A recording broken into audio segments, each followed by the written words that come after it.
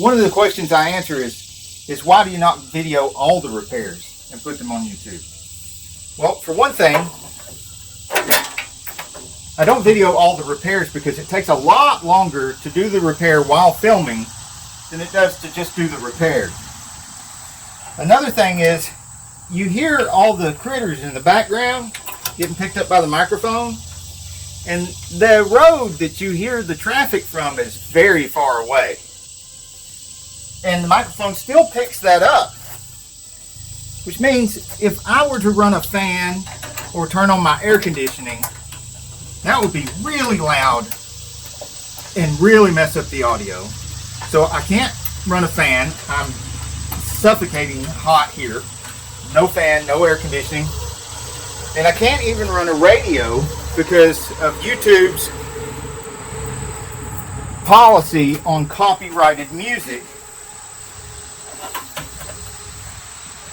I mean, you could literally lose your channel from having copyrighted music, even in the background.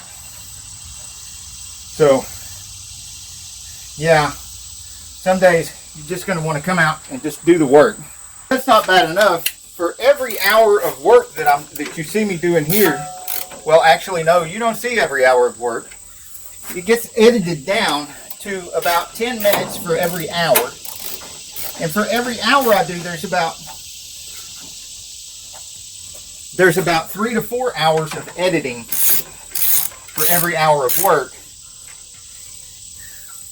And then, like I said before, each one of those hours gets edited down to 10 minutes. So you figure about 5 hours for every 10 minutes that you see. 4 of that being editing. Only 1 of that being work.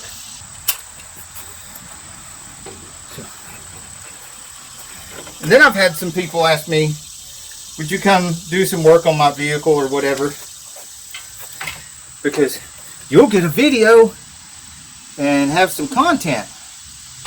Or just come watch me do the work and film it, and you'll have some content. And of course, you know, that's a hard no because of all the other things that I mentioned before.